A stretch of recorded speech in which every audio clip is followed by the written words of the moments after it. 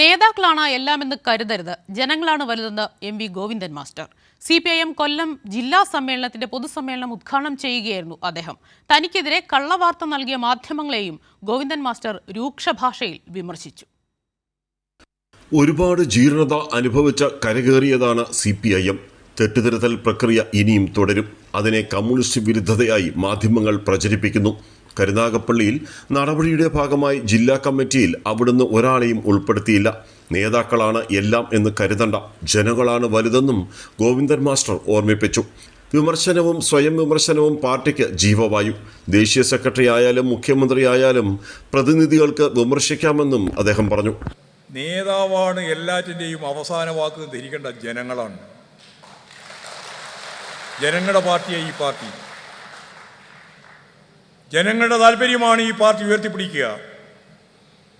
ഈ പാർട്ടിയെ ശരിയായ ദിശയിലേക്ക് നയിച്ചത് ജനങ്ങളാണ്. ആ ജനങ്ങളുടെ താല്പര്യത്തോടൊപ്പം ഈ പാർട്ടി മുമ്പോട്ടേക്ക് പോകും. ശരിയായ ദിശാബോധത്തോടുകൂടി ഈ പാർട്ടിയെ മുന്നോട്ടേക്ക് നയിക്കും. സമ്മേളനങ്ങളെല്ലാം പ്രശ്നങ്ങളെന്ന് പ്രചരിപ്പിക്കുന്നു. സമ്മേളനത്തിൽ നടക്കാത്തതുവരെ നടന്നുവെന്ന് മാധ്യമങ്ങൾ പ്രചരിപ്പിച്ചു.